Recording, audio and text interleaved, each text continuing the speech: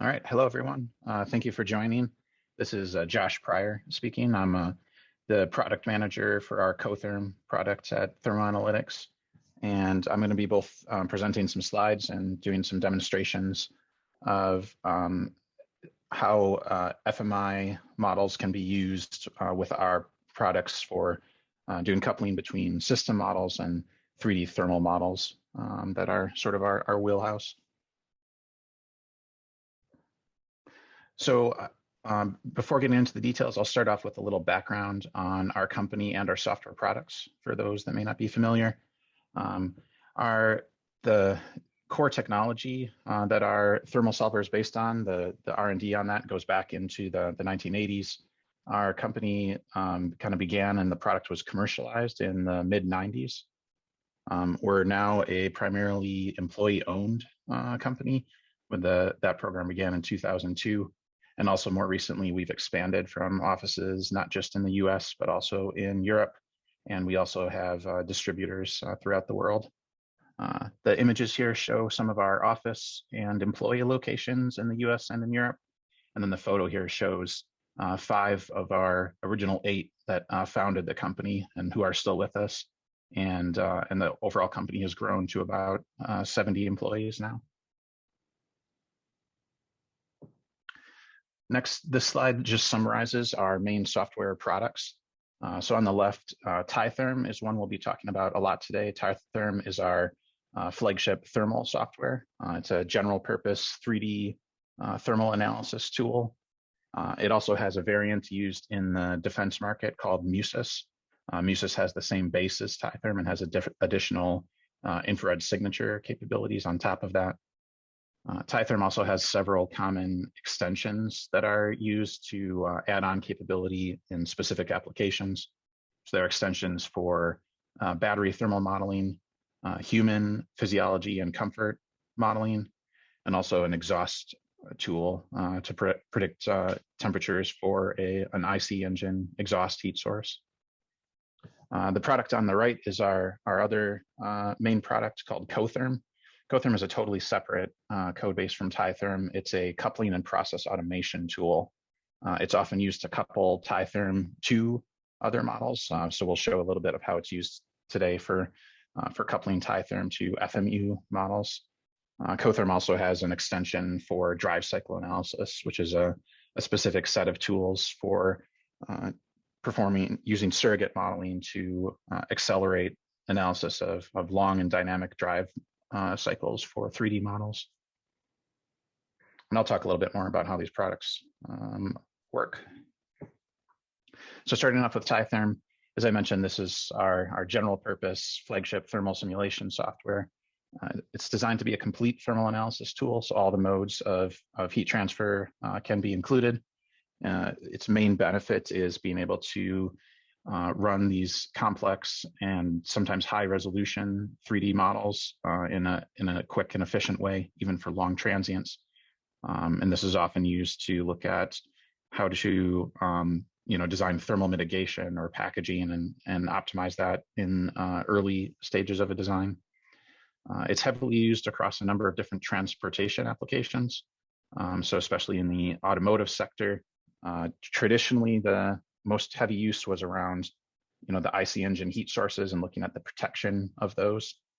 More recently, some of the human-focused thermal comfort applications are, just as important, along with many of the topics that come along with electrification.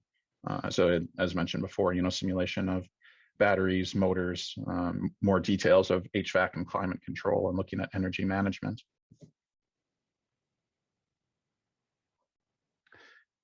And as far as how you get started building a model with TAITherm, so it works on a 3-dimensional mesh of the object or vehicle that you're working on. You can generate that mesh in a wide range of preprocessors. ANSA and HyperMesh are some of the most commonly used. On the TAITherm setup side, there's a GUI-based, easy-to-use setup paradigm where you can apply different materials and surface conditions to the different parts of your model and define heat sources. For more automated model setup, you can also import and export boundary conditions in a spreadsheet style formats, and also use scripts to do predefined processes for automatic model setup. In terms of some of the heat transfer physics, so again, all the modes of heat transfer are possible. There's a surface-to-surface radiation model using ray tracing for the view factors, again, based on the geometry that you import. Conduction can be modeled either on thin shells or on volume meshed solids, or a combination of the two. The thin shells can have a single virtual layer or multiple layers. So many options on how you can discretize the mesh for conduction and connect parts. Convection can be included a number of different ways. TAITherm itself includes lumped parameter type models for bulk fluids or one-dimensional fluid streams. You can also bring in results from a CFD simulation for higher resolution convection, or just manually apply H&T fluid boundary conditions. There's also a powerful environmental model. You can model solar sources either based on a natural environment with the moving sun, like shown in the animation here, or model solar lamps if you're representing an object in a chamber. You can also include other weather effects like winds and changing wind direction, wind speed, air temperatures and humidity, things like that. In terms of the solver, TAITherm uses a multi-grid solver approach. And the solver approach, along with some of what I just mentioned about how the mesh is defined and the physics used, does allow for, again, pretty high performance and fast turnaround of these 3D models. TAITherm models span across a pretty wide range of computational needs, where some models are low resolution and can be run as fast as real time or faster on a laptop, whereas on the other end of the spectrum, some TAITherm models are using very high resolution mesh that's most appropriate to solve on an HPC type resource. The post-processing is built into TAITherm. You can look at results graphically and query a wide range of heat rates and details of the heat transfer, including how different parts contribute to a certain area of concern. And again, TAITherm is often used in coupled simulations, where it's connected to system or 1D simulations across a range of tools. That's, of course, why we'll be talking about how we hook up to FMU-based models today. Also coupling with CFD and using the results for FEA or structural models as needed. Another important detail of TAITherm, I mentioned the human thermal extension. This extension allows you to model the physiology and thermoregulation of a person based on a specified physiological size and clothing ensemble and activity level. So you can place the human into any environment and predict, both how the body thermoregulates, and then also the second and important part is the comfort modeling. So what comfort effects do they perceive as a result of being in that environment? The extension includes a wide array of comfort metrics. Some of the more powerful ones are things like the Berkeley comfort model or Fiala DTS, which are based on the physiological response and give you transient and localized predictions. There are also simpler, more traditional metrics that are based on the environment, like PMV or equivalent temperature. So then switch over, I'll introduce the Cotherm product briefly. As I mentioned, this is our process automation and coupling product that's often used in conjunction with TAITherm. This slide here is showing a screenshot of a typical Cotherm graphical user interface layout, and I'll show a little bit more of this in the demo as we go. One way that we sometimes summarize Cotherm is that it empowers you to plan, control, and monitor sophisticated multi-physics simulation experiments. So it gives you a lot of control over specifying different steps and tasks that run models and couple them automatically, or run sensitivity studies or optimization, any of the kinds of CAE tasks that might benefit from process automation. I'll show quickly what the user interface of Cotherm looks like. And again, I'll be showing some of this live. Kind of the focal point of Cotherm is this process canvas that's highlighted here. Each block on this canvas represents a step or a set of steps that are part of the workflow that you're automating. Those tasks also make use of different document items that are shown in this tree view here on the left. That includes resources, which are sort of the reusable components, along with the tasks that are also shown on the canvas. Depending on what you select from that canvas or the tree view, you would see the properties of that item down in this inspector window here on the lower left. And then once you're running a process, you would see all the log output and console output from the tools in this message window view. Then in the upper right, we have this monitors pane. This is an area that allows you to define the key outputs of interest and sort of review their behavior live while you're running this automated process to ensure that models are converging and you're getting the results that you expect. There's a few more details of the UI that are hidden here. But Cotherm also has a concept of key properties, which is a way of filtering down all of the inputs to this process to the most important details that need to be specified. There's a journal window. Cotherm uses a Python-based journal language so that you can record your actions or write scripts to automatically define one of these documents. You can also build in self-contained notes to one of these Cotherm processes, so a process can be fully self-documented. And then there's an additional plots view that goes a little beyond what we see here with the monitors and lets you create more generic XY plots to look at the relationship between different variables in one of these processes. And a couple more important points about how Cotherm is designed. One of the things that we try to capture is the two different user roles that are shown on this slide. So we want Cotherm to be useful for the role that here is called a process designer. So this is a person that wants complete control and wants to sort of define a process from scratch, define all of the software tools that are involved, exactly what tasks they take, what data they exchange between the tools, and the overall functionality and controls of the process. So nothing that we implement with Cotherm is, a complete black box. All of these processes have this logic exposed so that in that role, you can have that control. But on the other hand, we also want to make it easy to use for a user that doesn't necessarily want that low-level control and just wants to take a well-defined process and plug in their models and get up and running. So the need to support these two roles affects some of the things I just mentioned in the UI and different views that we provide that make it easier to work as one of these roles or another.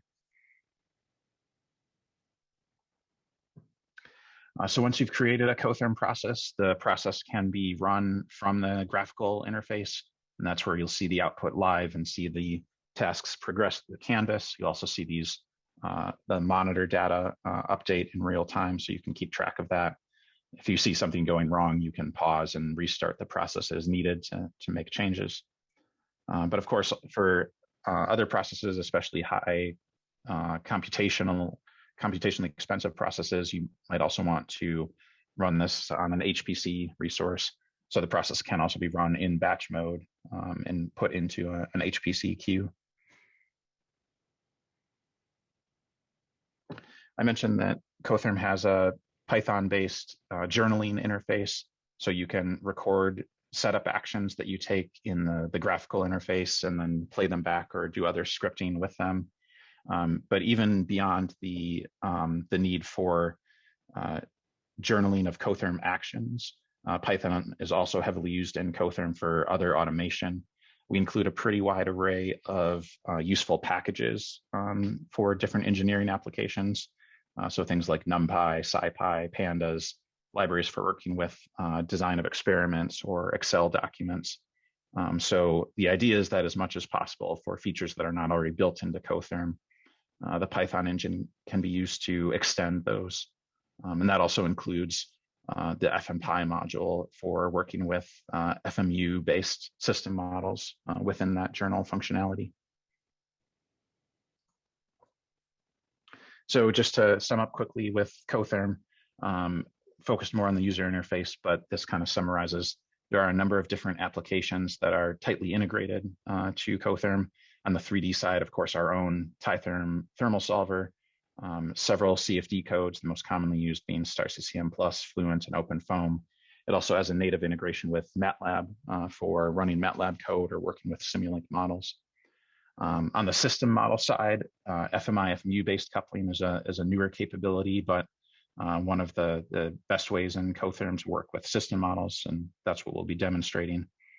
And then, of course, it's also designed so that other software that's not natively built into Cotherm can be extended based on, interfacing with command line tools or text config files or other resources like that. In terms of the type of analysis that's used, coupling between thermal models and either CFD models or system models or both is a very common need. And then also it's quite capable of these kind of multi-simulation scenarios. So doing sensitivity analysis, design of experiments, and it also has a simple optimizer built in so that you can optimize user-defined variables through whatever simulation process you plug into that.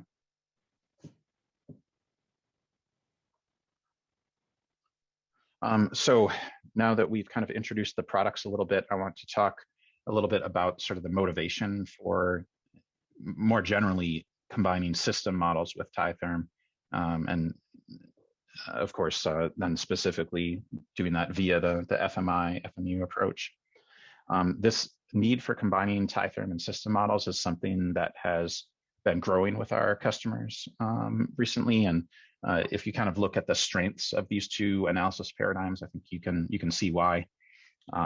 They do bring some different strengths to the situation where, again, TAITherm can represent these high resolution 3D effects based on geometry and give you this comprehensive heat transfer from all the modes. Whereas the system models also have some strengths that the TAITherm often doesn't, including the details of these systems with many complex components and the empirical or physics-based modeling approaches that are needed to represent them.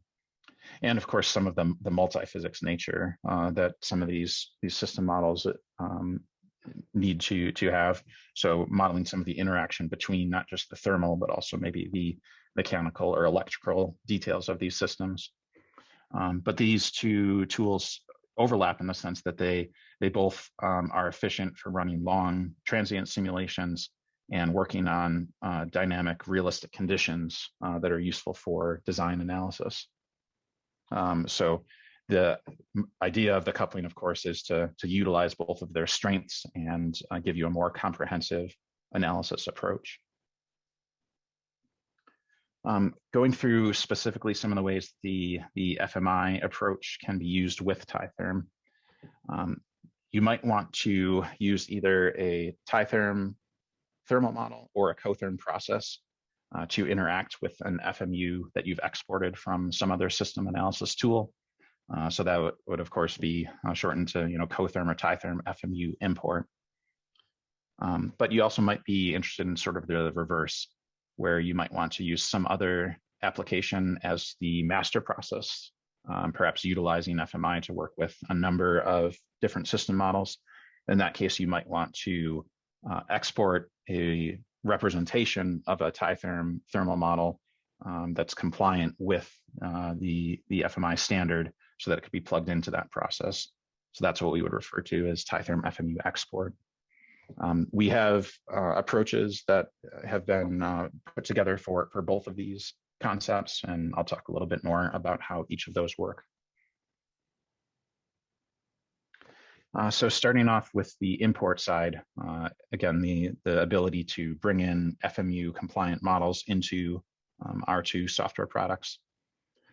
We added some capability starting in our 2021.1 release, which came out earlier this year, to be able to do this.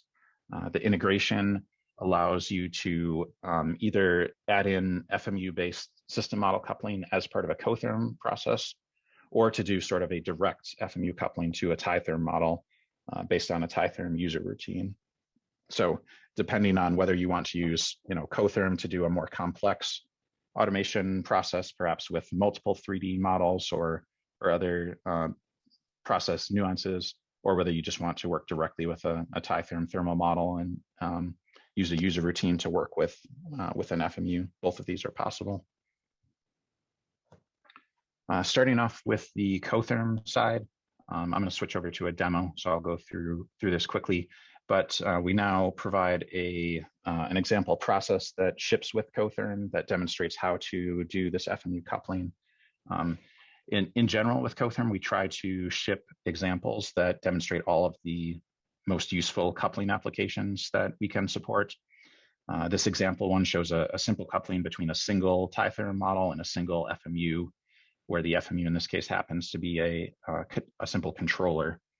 But of course, the idea is with the design of Cotherm that you could extend this to add in, multiple FMUs or whatever complexity is desired.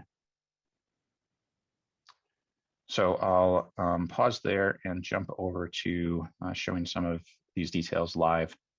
I've got a folder here that is the files that we're going to be working with.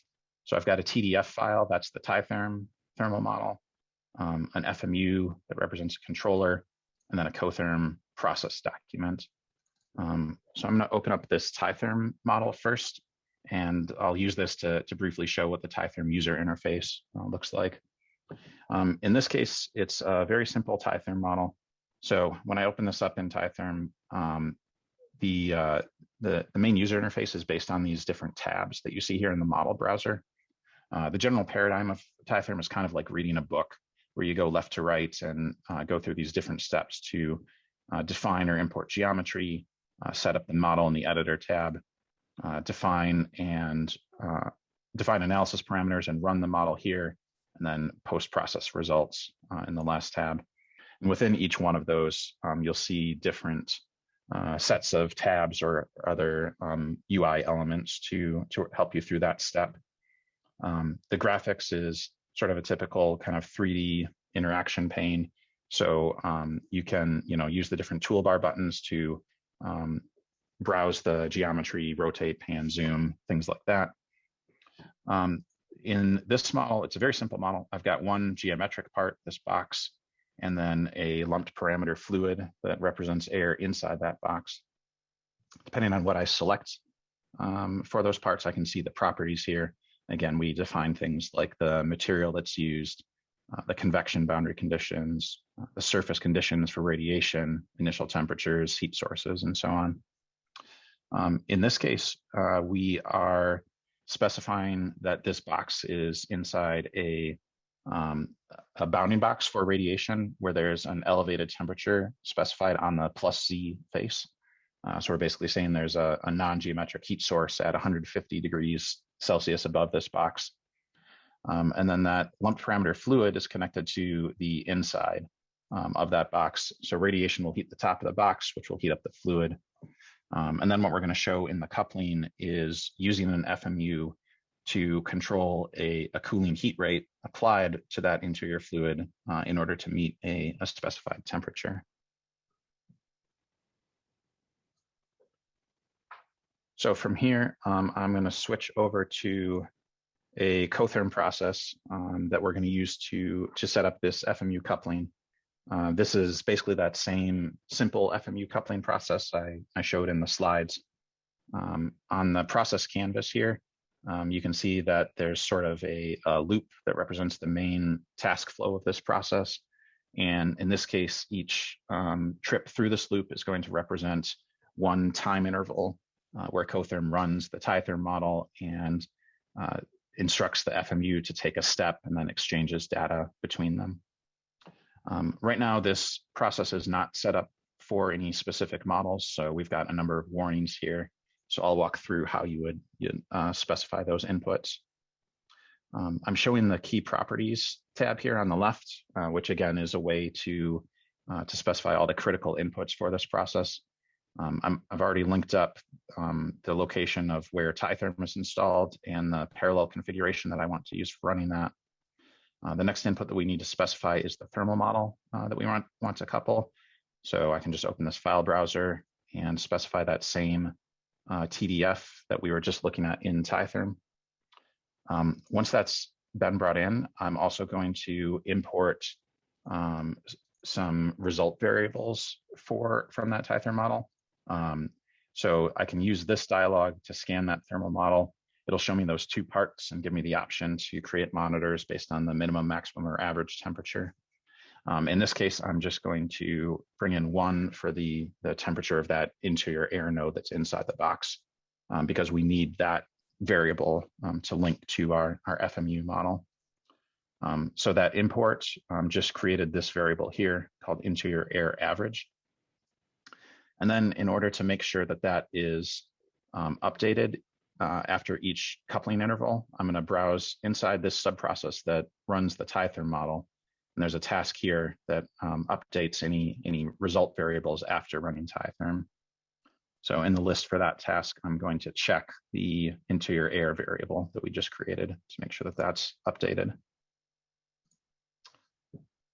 Switching back to the key properties here, the next thing is to specify what the file used for the FMU model that we're going to utilize. So that's that controller1.fmu that we were just looking at in the file browser.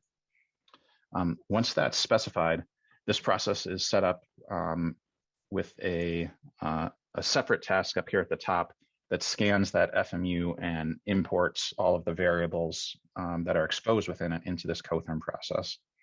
So I'm going to change the connection from my start point to this FMU scan, and then I'm going to run this process to execute that scan.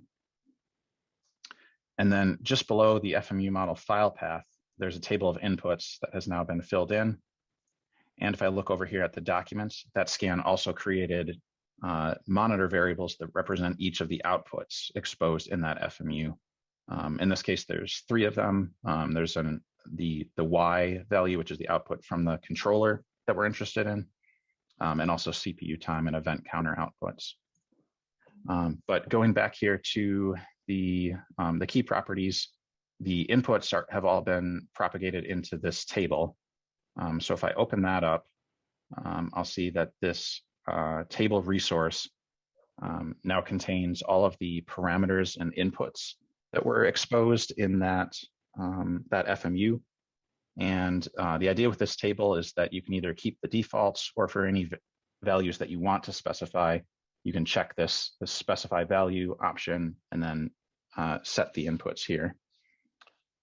So in this case, I'm going to set my set point input to 20. That'll represent degrees Celsius. I also want to link up the measurement input to the output of the TAITherm model. So I can do that using a symbol. In Cotherm, you can use these symbols to link to other variables that have been defined. So in this case, I can say $interior air average, and that will link back to the monitor that we just created from the TAITherm model. I also want to specify a gain. I happen to know a good gain value for the controller that has been tuned previously. And I also want to set the limits of the controller. In this case, we are doing a cooling of that air. So we're going to set the upper limit to 0 watts and the lower limit to -500 watts. And once those are set, those are the 5 variables I want to specify. We're done with this table. The last thing we need to do is link the output of the FMU controller back into the TAITherm model. I've got a text file resource here that has already been configured to specify the imposed heat rate on that interior air node that we were looking at in TAITherm. And this file this set of boundary conditions will be imported by the TAITherm model within this Cotherm process on each interval. Right now it's set to a value of 0.0. And once again, here we can use a symbol. In this case, I'm going to link that to the FMU output Y variable. That's the result of that controller. So now with that by setting up that table and that resource, I've kind of closed the loop between TAITherm and the FMU model, and I can now run this process. So I'm going to reconnect to the functional part of this Cotherm process and start this running. We'll see it initialize the TAITherm solver, run the view factors for that model, and then switch over to the FMU and get an updated value. As that starts to run, we'll start to see data propagate into these monitors that represent different inputs and outputs. Rather than letting that run all the way through, I've got a previous version of this process that has completed through, I believe, a 1 hour transient. And I've got plots here that show those key outputs. So this is the heat rate that is predicted by that FMU controller. So we can see that goes down to about -50, slightly overshoots, and then converges to a value a little bit higher than 40 watts of cooling. And then looking at the air temperature that's used to set that controller, we can see also that, yeah, that initializes around 40, again, overshoots our set point of 20, and then hits that value nicely after about 15 minutes. So that's a quick demo of how FMU models can be linked up to one of these Cotherm processes. I'll switch back to slides here and mention a few other examples of these applications. One more practical example, I've got a case here that we've run that's combined an HVAC system model with a more complicated TAITherm cabin model. So in this case, the HVAC model was representing, the vapor loop and all of the details of the HVAC components, modeling details like the heating or cooling output and the power consumption of the system, and also lets you change things like the fresh air recirculation mix. And we're going to couple that to a TAITherm cabin model that includes the heat transfer from the outside to the inside of the cabin and all the details of conduction and radiation and convection within that. We've also got a single human occupant in the driver's seat so that we can model their physiological response and thermal comfort.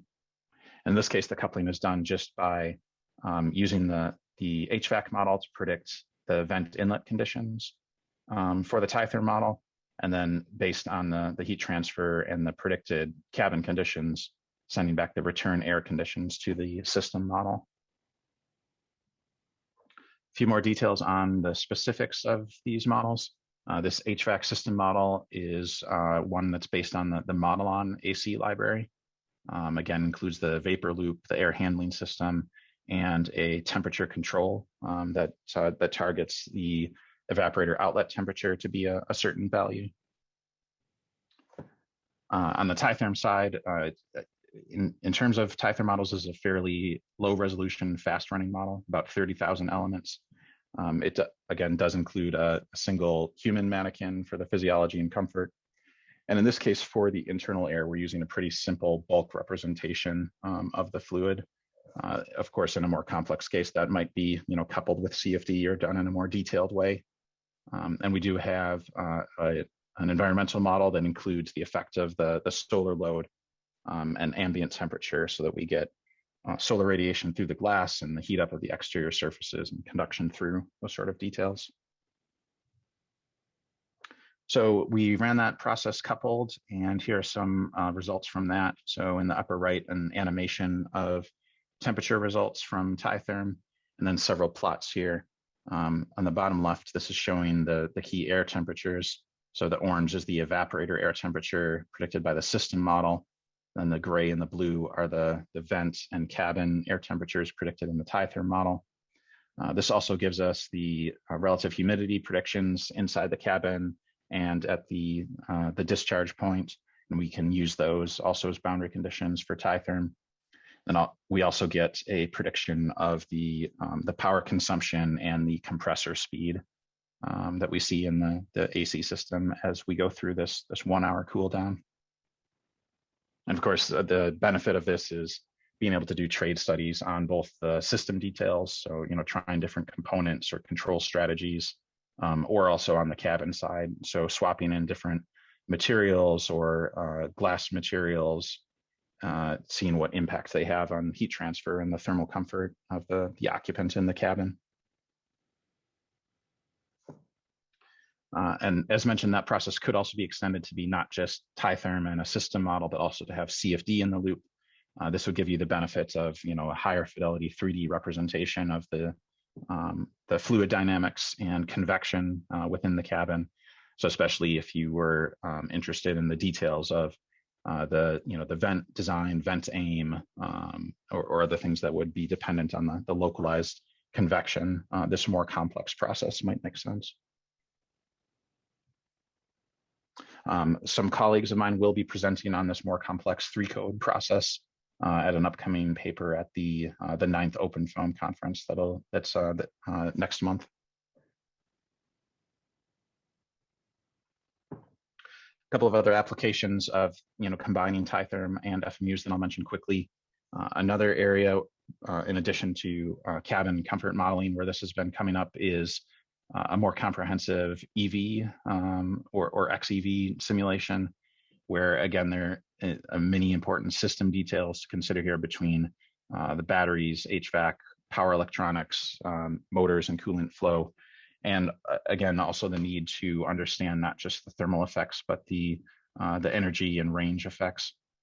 Again, the value here of adding TAITherm models into the mix is being able to use high fidelity 3D thermal results when needed to get the more detailed heat transfer representation of some of these components.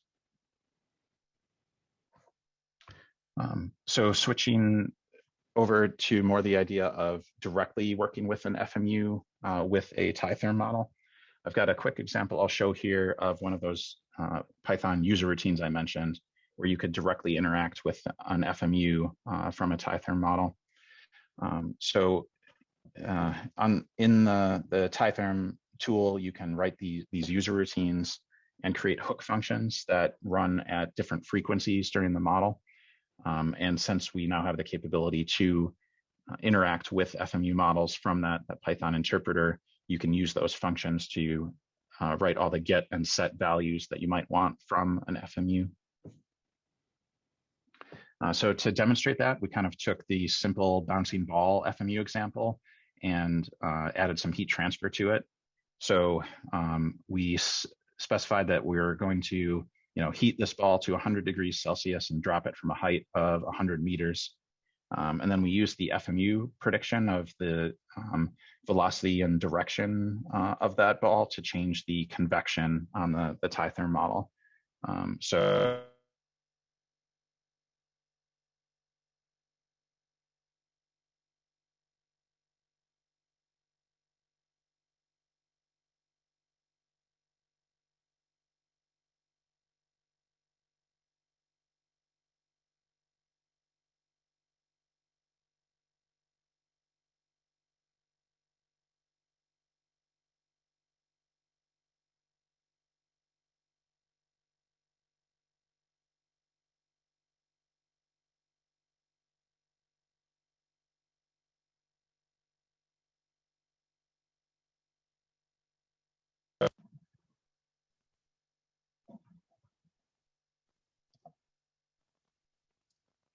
Can you guys hear me now?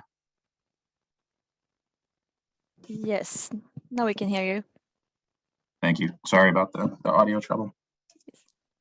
Anyways, was just saying that yeah, we use the FMU outputs to set the convection parameters on this, so then we can get a kind of transient dynamic simulation of how that cools off and how the rate of cooling changes depending on the dynamics of the ball. Of course, not a very practical example, but an idea that could be extended for more complex combinations of dynamics and thermal.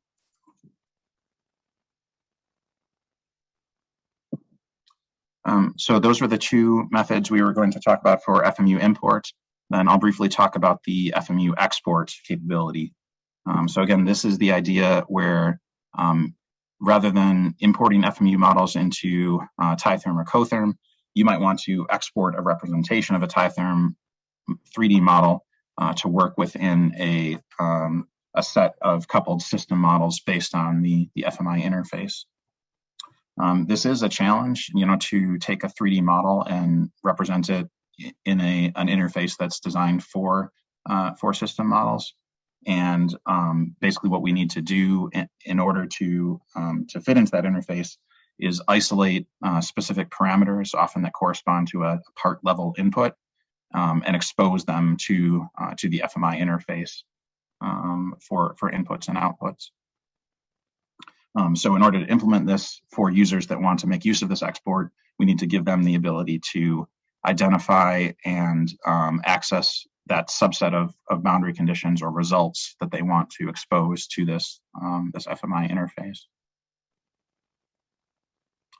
The architecture that we've come up with to do that is shown here. So the TAITherm FMU is this box in the middle. It uses a combination of a self-contained TAITherm TDF file, and we use one of our automation APIs called TDFIO to set and get inputs and outputs from that model. There's of course an FMU library that implements all the necessary FMI functions, and a model description in the XML that describes the inputs and outputs. And then that FMU communicates to the TAITherm solver using another API that TAITherm provides, which is called an interactive batch capability. So when the FMU is initialized, it'll launch the TAITherm solver in this interactive batch mode and communicate with it based on the FMI function calls that are coming from the master tool. We wanted users to be able to make use of this process, but not necessarily have to write all of the C++ TDFIO code needed to do that. So we came up with sort of a generic approach for doing so that is based primarily on changing the XML definition. So if you looked at the interface XML for one of these exported FMUs, some of these variables would just use the standard structure that you'd see for any FMI. But for some variables, we're making use of the annotations feature in order to specify additional parameters so that the TAITherm FMU knows how to make use of these variables. So like in this case, we're using a string variable to point to a part or assembly name and saying that those parts should get their H and T fluid boundary conditions from specific FMI real type variables. And we also need to know like which face they apply to and details like that. So this is one example, and we've used other annotations to follow this structure. And that ends up, again, giving you the ability to modify one of these exported FMUs without having to ever change or recompile the C++ code, working only with the model file and the XML. So the workflow then, just looks like this, where you'd get an example FMU that we provide, unzip that, modify the XML, and add or update the different variables that are needed for the interface, update the thermal model TDF file that's contained within that, and rezip that to a new FMU. And again, the library does not need to change. We've implemented a pretty wide range of inputs and outputs within that structure. These capture, I won't go through all the details of this now, but captures most of the necessary inputs and outputs for a sort of generic modeling approach for this export.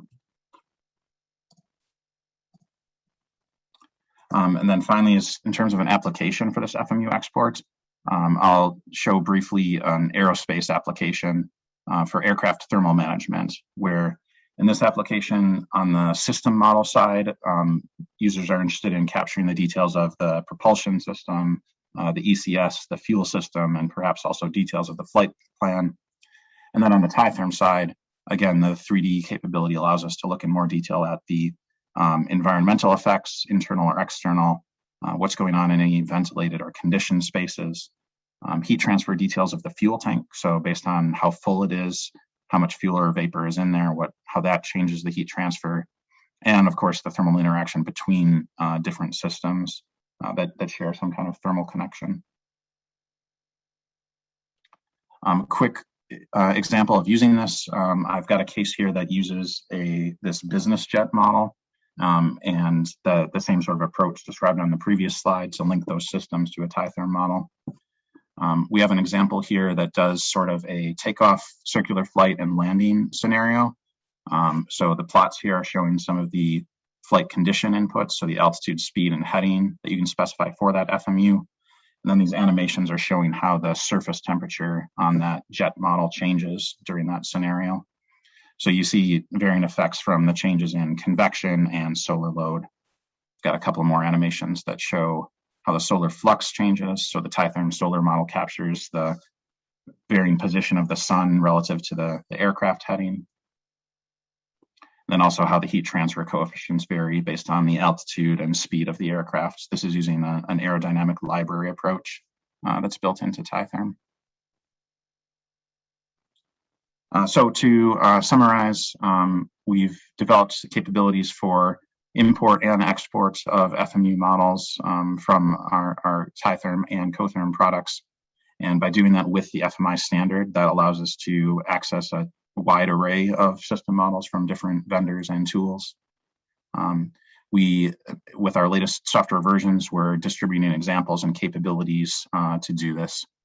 So if this is something that you're interested in, either this specific capability or more information on our products, certainly reach out to us through our support channels, and we can get you connected with more of the details.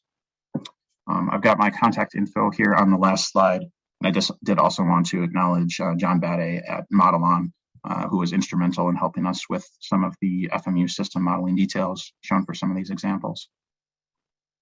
And with that, I'll thank everyone for your attention.